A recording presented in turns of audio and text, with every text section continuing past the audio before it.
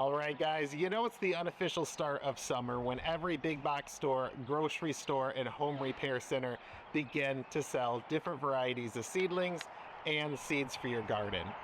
In today's video, we're going to be talking about what plants are best to be planted directly from seed versus those that you might want to consider purchasing seedlings of. With that said, go ahead and sit back, and I hope you enjoyed today's video. All right, guys, well, welcome back to another episode of our old farmhouse. I'm actually out today in our hoop house while I answer this question for you, trying to soak up some of the warmth on this kind of cool, miserable day. Now, there are certainly different types of plants that benefit from you purchasing seedlings of versus you purchasing seeds of. Now, I have here with me today pumpkin and carrot seeds that I brought out here as an example. But when I say purchasing seeds, oftentimes I'm not talking about direct planting. I'm still planting them in different containers, and then I will transplant out into my garden later. Now, when I'm talking about seedlings, I'm talking about pre-started plants that you can find, like I said in the intro, at pretty much any store during the spring and summer months. Now, there are a couple of things that you do want to take into consideration when you are purchasing seedlings, and I'm going to assume that everything that I'm talking about now is really in perfect order as you pick out those plants. First and foremost, you want to make sure that you're not purchasing seedlings too early for your area or your grow zone. Now, that said, if you do purchase them too early, oftentimes stores do keep those plants outside, and you know, living here in Michigan, it does kind of get cold on some days, well below what a lot of plants can handle. And a lot of times you'll notice that when you purchase those seedlings and you bring them back to your garden, you get them planted, they will die pretty quickly from transplant shock. So you do want to make sure that you're checking out your plants. I do suggest that, especially the seed cells of 6, that you pull one out, check the roots out, and you want to make sure that it's not too root bound. Now, yes, even a small plant like a pepper plant that's just starting off is going to have a lot of roots. So there is going to be some binding there, which you can break up when you're planting it, but you want to make sure that it's not too much and that there's no mold or fungus that's growing along the edge of the plant. You also want to make sure that when you're selecting seedlings that they have not completely dried out.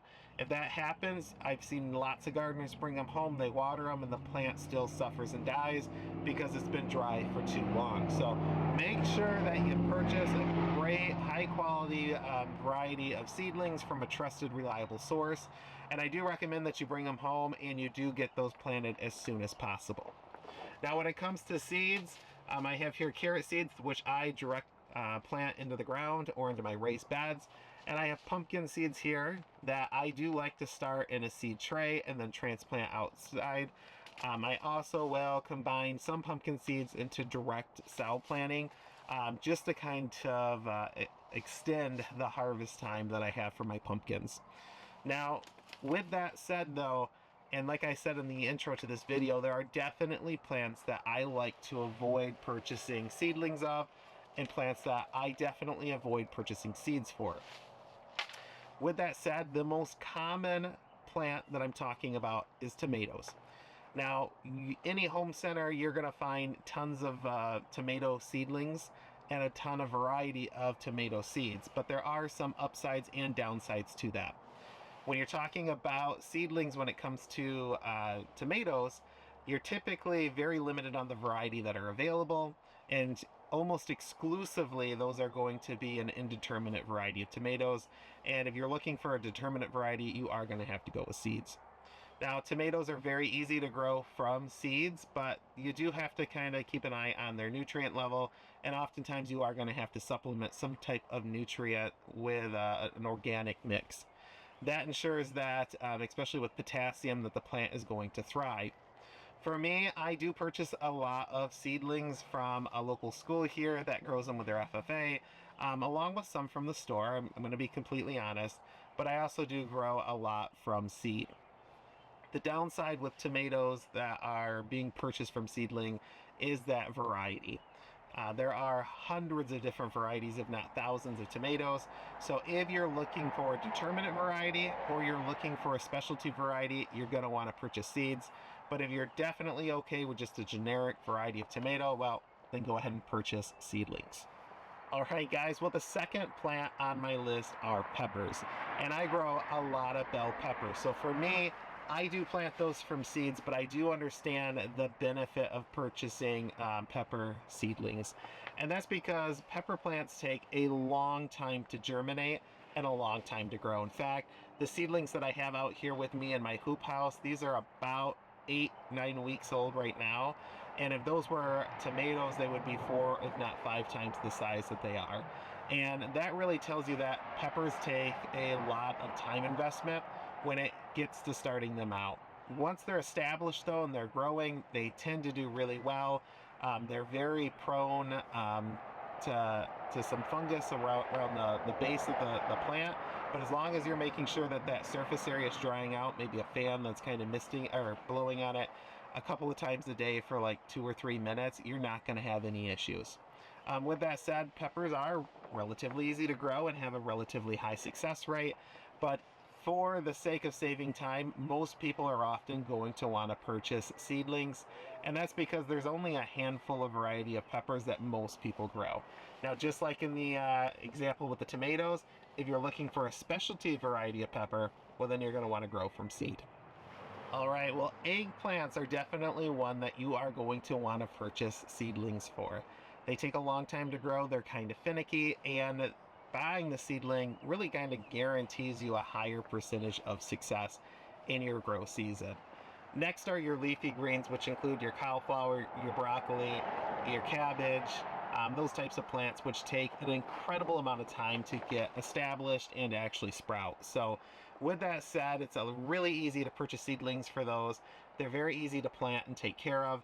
And really, for the most part, even if you do plant them from seed, you're going to have a high success rate. I do plant mine from seed, get them into the garden once they've started to sprout, and then kind of mid to late summer, I will purchase, especially with the cabbage, seedlings that have been started at the store, and I bring those out and I transplant them in my garden to kind of, again, extend that harvest time over the course of the year, which makes it really, really easy and really provides for an abundance across the entire summer into fall months.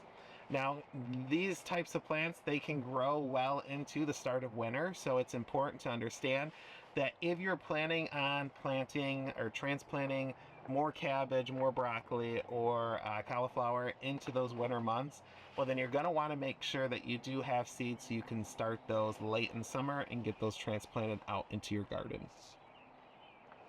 All right, guys, well, now it's time to talk about what plants you should plant from seed. And really, for the most part, that's going to include lettuces, carrots, and things like zucchini, watermelon, pumpkins, all of those types of plants that are very easy to sprout or should be direct planted into the ground. So a lot of your cool variety of crops. Now, things like watermelon, pumpkins, and carrots, they're so easy to start.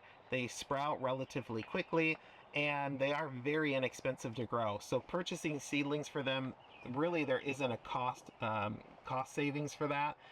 Unless you run into a situation where maybe you've planted them from seed at home, they didn't survive, or maybe you forgot, or you just didn't have space for it, which at that point, you're going to have to purchase seedlings. Some other plants include cantaloupe. That's another example that I always plant directly from seed. Cucumber is another great example.